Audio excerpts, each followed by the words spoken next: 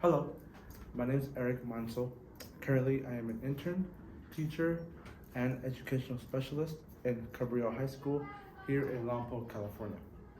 Currently, I am also a student at Alliant International University as I am pursuing my teacher credential in educational specialist, otherwise known as special education for mild to moderate. As I mentioned, I teach at Cabrillo High School, but I teach for the Lompoc Unified School District, and I teach mild to moderate special education at Cabrillo High School. Today, I'm going to talk about the referral process of parents and teachers and how students can be tested and qualify for special education services. Okay, this is very important because they're both slightly different when students are being tested and want to qualify for special education services. I will be highlighting the differences in this presentation, and I will show you an overarching chart for the process and how students qualify in their school and school districts. Okay, so this is just a little flowchart infographic that I filled out for you guys that I created, and we will be going by each one as we go into this presentation. So the first one is identifying the student. Teachers.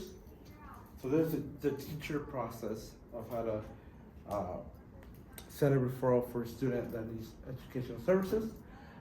First, we identify the student. So teachers track student progress and document what strategies the teacher has tried to have results for the student. In my school district specifically, it's the same way. Teachers try to track student progress, and if they have a student that's not doing very well in their academics, but they're trying really hard, that's when they get the idea of maybe their student needs to be tested for special education services. Step two, we bring information to the appropriate personnel. So we provide work samples and strategies that teachers have tried and the outcomes. So when teachers have work samples, they show it to the appropriate personnel, which can be the ELA representative or the parents as well.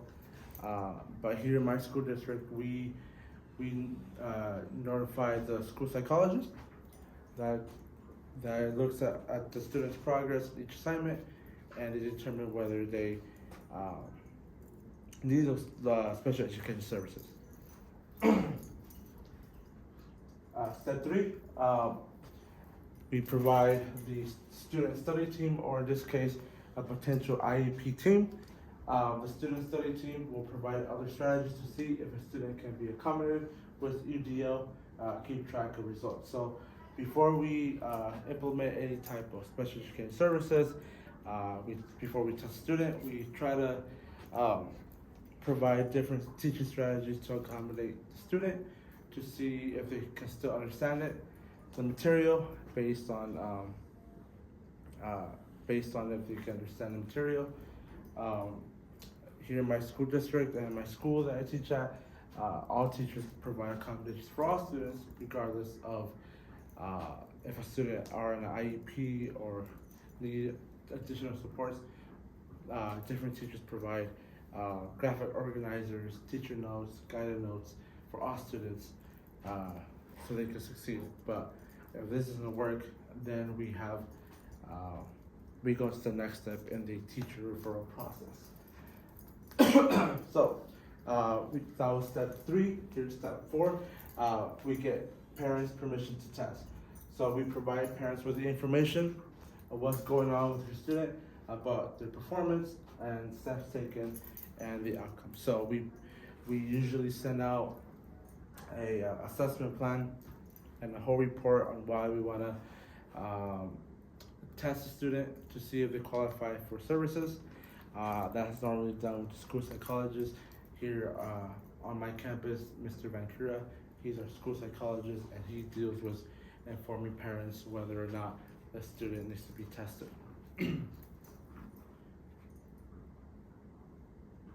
Okay. Step 5, we test the student. So if parents approve for testing and sign the assessment platform and the referral, then a special education teacher will administer the testing, and as well as the school psychologist will administer his own test. So here at my school site, I do the academic testing for special education students that are trying to qualify. I administer the Woodcock-Johnson test number 4, and after I do my part of the testing, I have the school psychologist do his part of his testing to see where he's at psychologically. And then we go to step 6. After all the testing, once students are finished testing, we have an IEP meeting, and we meet up as a team, which includes the special education teacher and case manager. At this point, it would be myself, the school psychologist, the general education teacher, the LEA representative. Here on campus, we have two. We have 2 assistant principals.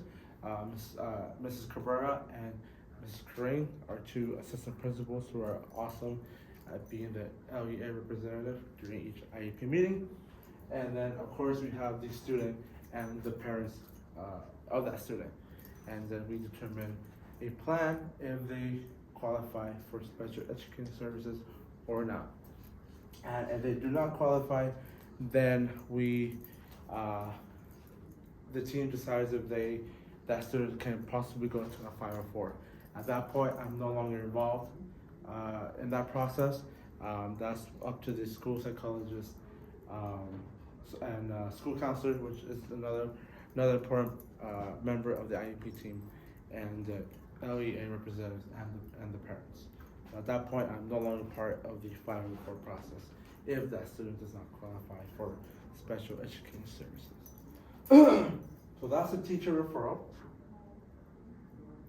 Here are the references for the infographic.